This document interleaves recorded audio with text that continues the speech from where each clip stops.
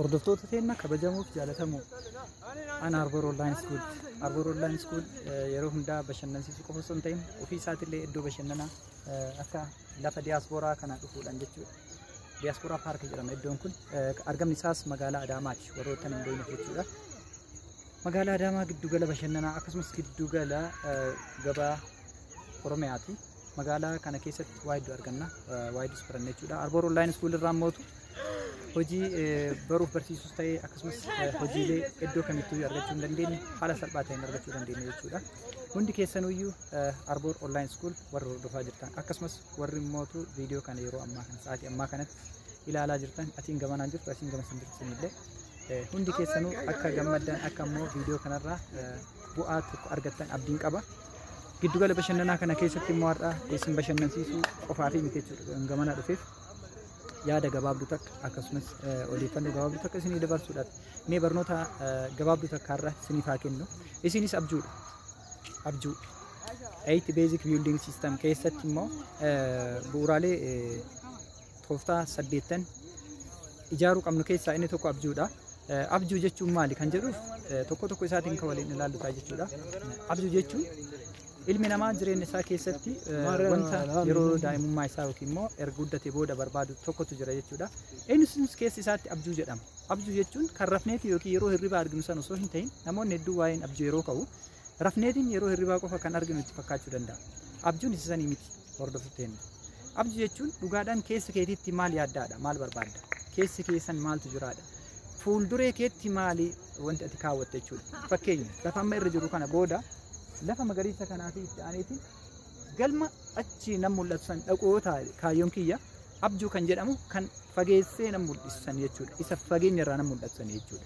Kana jechuun daa'imni tokko yeroo inni xiqqaa yeroo ijoollummaa kennaa hundi kennaa ni beekna. Maal ta'uu barbaadda yeroo nuun jedhan dooktara ta'uu barbaada, profeesara ta'uu barbaada, injiinara ta'uu barbaada jenna, paayileetii ta'uu barbaada jenna, barsiisaa ta'uu barbaada, gaazexeessaa ta'uu barbaada, muummicha ministeeraa ta'uu barbaada. Kunniin fedhii keessa keenyatu jechuudha. Wanti yeroo sanitti abjuu yookiin immoo wanta gara fuulduraatti nutti mul'ate san keessaa isa abjuu yookiin immoo dream jedhamu san jechuudha.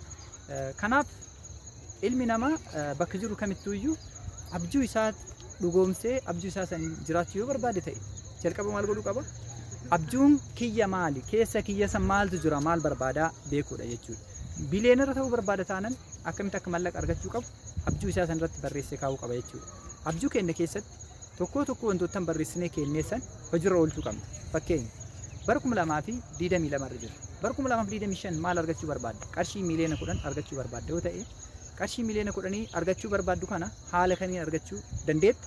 Akkasumas qarshii miliyoona 10 kana argachuuf ulaagaan si barbaachisu hoo maali? Waan tokko lafumaa ka'anii argachuu hin danda'an waan ta'eef jechuudha. Ulaagaa si barbaachisu tokko isaatiin ni barreessita ni keetta san booda haala keettee karoorfattee keettisaniin itti deemte jechuudha. Namni bara 2025 yookiin waggoottan 3 har'aa booda miliyoona 10 argachuu barbaadu tokko har'a sa'aatii kana booda irraa qabee daqiiqaaf sakandii tana booda irraa qabee maal dalaguu qaba? Yoo maal dalage herreega kamiin miliyoonni 10 waggaa 3 har'aa booda dhufuu dandeetti kan jedhu san kaachuu qaba jechuudha. Kana qofaan abjuun doktara ta'uu yoo barbaadde waggaa 16 obsaan barachuu qabda. Mana barumsaa seenti mana barumsaa erga seenti irraa hanga sadarkaa mana barumsaa yookiin immoo itti aanaa manneen barnootaa sadarkaa ol'aanoo seentutti yuunivarsiitii hanga seentutti jechuudha. Obsa qabaachuu qabda jechuudha. Abjuu keessa waa hedduutu jira. Viidiyoo kaleessa isinii kaa'e keessaa hangafa irratti kan argamu abjuu waan ta'eef. Abjuun wanta hundaafuu hangafa waan ta'eef jechuudha. Abjuu jechuun wanta keessa keenyatti mul'ate jechuudha. Mul'ata keessa keenyaa kan gara fuula duraa dhugoomsuu dandeenya. Abjuu jechuun isa sani. Namni abjuu hin qabne yookiin mootu namni abjuu malee jiraatu tokko akka xiyyaara balali'eetiin qilleensa gubbaa gahee ergasii kallattii itti deemuuf raadara isaa hin beekne yookiin immoo raadarri harkaa badeetii jechuudha.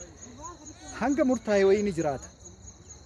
Jireenya isaa san garuu fiixan bahiinsa isaa dhumarratti kufaatii badaa qofa waan ta'eef sababni abjuu malee jiraata waan ta'eef.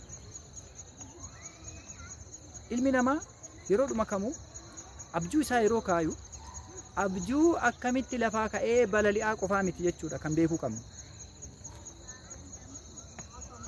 Namichatu kitaaba bitatee kitaabni inni bitate kun kavariin isaa ni bareeda keessi isaas namatti tola kitaaba bitate. Erga kitaaba bitatee booda maal godhe abjuudha eegalee jira. Xumura isii san garuu beekuu qaba. Abjuu kee xumura isaa yoo galiin isaa xumurri isaa bakka kana jettee hin kenne tahe abjuun kee sun karatti si harkaa hafa waan ta'eef jechuudha.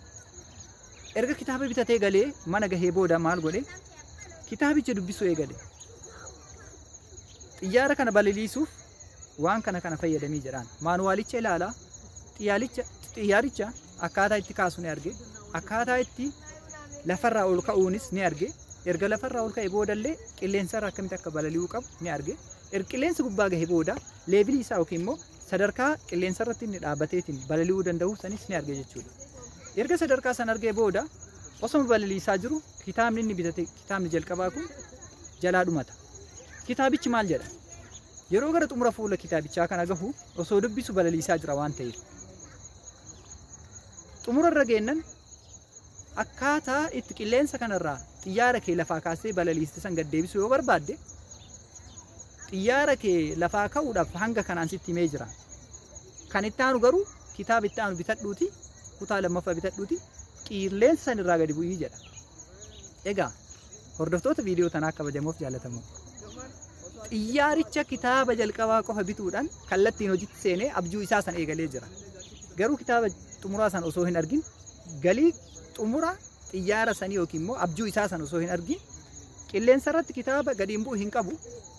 Abbaan isaa achi jiraatee hin fiduuf, obboleettiin isaa qilleensa irra jiraatte, firri isaa maalin isaa jiraatee hin fiduuf jechuudha. Namni kun carraan inni qabu maali? San isinitti geeffadhaa. Wanta gadi bu'uun kitaaba lammaffaa irraa dubbisa waan ta'eef inni kan bitate kitaaba tokkoffaa qofa ture.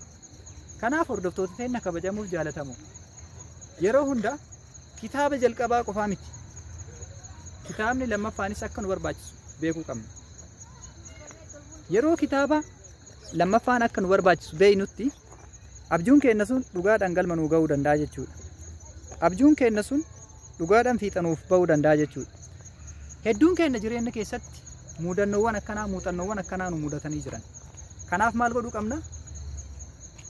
Abjuu keenya erga kennee booda galii xumura isaa yookiin immoo abjuu xumura galii kennaa san beekuu qabna. Waggaa 10 irraa, waggaa 5 irraa, waggaa 4 irraa, waggaa 30 irraa, waggaa 40 irraa maal argachuu akka dandeenyu har'a teennee barreessinee abjuu keenya san dhugaan kaa'uu qabna jechuudha. Hayyee ati kan haadha warraa gaarii barbaaddu. Atis kan abbaa warraa gaarii barbaaddu. Abbaa warraa akkamii barbaadda laata? Barreessitee jirtaa? Sammuu kee keessatti seef godhattee jirtaa? Koppii gootee keettee jirtaa? Waan kanaa irraa namni tokko wanta barbaadu dhugaadha yoo barbaade akka argatu abjuu isaa keessatti yoo barreesse ni milkaa'a. Barsiisoo jabaa abbaa amantii nama cimaa tokkorraa dhagahee jira. Barnoonni kun maal jedha? Namichatu nama baay'ee kabajaa fi sadarkaan isaa amantii keessatti ol aanaa ta'e tokko arguu barbaadee jedha. Yeroo nama kana arguu barbaadutti namni inni gaafachuu qabu eenyu? Namuma amantii san irratti cimaa ta'e kan yeroo san jiru dhaqee gaafachuu qaba. Gara mana amantaa yookiin immoo nama hordofaa amantaa sanii ta'ee bira dhaquudhaan abbaa kiyyaa ani nama akkanaa hawwee jira arguu barbaadee jira akkamitti arguu danda'a laata jedhee gaafate. Yeroo kanatti waliin bulan na bira bulteetiin har'a mana kiyya taate abjuudhaan arguu barbaaddee miti jedhanii eeyyee abjuudhaan ni argita dhugaanis argachuu ni dandeessaa jedhanii hayyee jedhee waliin buluu eegale. Erga waliin bulee booda nyaata baay'ee mi'aawaa ta'e soogidda itti baay'isiitii hojjedhuu fidi jedheen haadha warraatiin. Bishaan waan jedhamu jalaa dhoksi jedheen. Yeroo kanatti namni kun maal ta'e bishaan wanni jedhamu mana keessa hin jiru nyaata baay'ee mi'aawaa ta'e nama hordofaa amantii kanaa abbaa amantii kanaa nama guddaa waliin jira waan ta'eef osuma saalfatu nyaata san nyaatee xumure. Bishaan waan hin jirreef dheebuun itti hammaatte nyaata san keessatti kan baay'ate soogidda. Namni kun maal jedhaniin an nyaanni kun akka har'aatti natti mi'aayee hin beeku garuu har'a xiqqoo soogiddaatti baay'ate malee jedhanii. Yeroo kanatti osuma bishaan hawwu bishaan gaafachuu eegale. Sababni wanta si barbaachisu tokko ati barbaaduu kee irraa duubatti hin gortu waan ta'eef. Keessummas ta'u hin saalfanne bishaan ni gaafate waan ta'u wallaallan filannoon inni qabu bishaan argachuudha. Ni gaafate bishaan hin jiru dhabaniit rafi jedhanii ni rafe. Yeroo rafe san irraa qabee hanga lafti bariitee hirriba san keessaa dammaqutti namni kun maal argaa ture? Dhugumatti erga gadi rafee san irraa ka'ee inni abjuu isaa saniin jechuudha. Bishaan akka ho'ii qabbanaawaa fi jedhe daabboo akka ho'ii bareedu nyaataa bulee jedhe maaf kana godhuu akka danda'e amma bakka abjuu sanitti irra isin deebi'a jechuudha. Kanaaf hordofaan amantii kanaa abbaan amantii kanaa namni kabaja guddaa qaban kun kan inni gorsaaf bira dhaqe kun maal jedhanii ganama akka hirribaa ka'e inni gaafatan. Obboleessa kiyya maal argitee bulte? Ati nama abjuudhaan arguu barbaaddu san dhugaan argitee bulte moo akkamii jedhanii gaafannaani mana keessan bulee nama san abjuudhaan arga jedhee onnee guutuudhaan yaadaa ture jedhe. Garuu wanti ani arge halkan san guutuu ilaara firraa qabee sa'aatii gadi ciisirraa qabee hanga lafti bariitutti abjuudhaan yeroo bishaan qabbanaawaa dhugaa buluuf argee jedhe. Sababni isaas maali? Keessa isaatii fedhiin dhugaadhaan jiru sun fedhii bishaan argachuu ture jechuudha galgala irratti. Kanaaf hojii kam hojjedhaa jireenya kamuu jiraadhaa bakka feetanis jiraadhaa biyya feetanis jiraadhaa namni kamuu wanta argachuu barbaadu dhugaadhaan keessa isaatii barbaada taanan ijaanii miti abjuudhaanis rafee argata. Yeroo hedduu ijoollummaa kiyyatti ni yaadadha. Maatiin yeroo uffata nuuf bitanii ayyaanni boru ta'u keessattuu yeroo ayyaanni boru yeroo jedhamutti uffata nuuf bitan san halkan guutuu yookiin mataa jala kaawwadhee yookiin hammadheetiin bulaan. Sababni isaas uffata san uffachuun hawwii kiyya waan ta'eef jechuudha. Wanta bashannana guyyaa ayyaanaa san gammachuu guyyaa ayyaanaa san tunatti mul'ata waan ta'eef jechuudha. Kanaaf hordoftoota keenya kabajamuuf jaalatamu. Namni kamiyyuu abjuu isaa sirnaan barreessee dhugaadhaan abjuu isaa kaawwate dhugaadhaan abjuun isaa sun yoo kan isa barbaachisu ta'e akkuma viidiyoo Arboor Online School irraa hordofaa jirtan kanatti abjuun keessan dhugaadhaan isin barbaachisu yoo ta'e wanti isin hin milkoofneef tokkollee hin jiru. Hordoftoota keenya kabajamuuf jaalatamu. Kun Arboor Online School. Anis Kaliil jedhama. Turtii hanga ammaatti waliin taasistaniif hedduu isin jaaladha.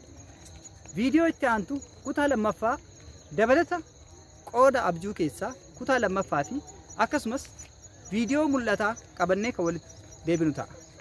Argamni keenya giddugala bashannanaa diyaaspooraa magaalaa Adaamaa magaalaa Sulula Qinxamaa keessatti argamtu magaalaa Magariitutti argama. Isin jaaladha isin kabaja horaa bulaa. Viidiyoo itti aantuun hanga wal agarrutti sagantaa guyyaa irraatiif qabadhe kanumaan goolaba.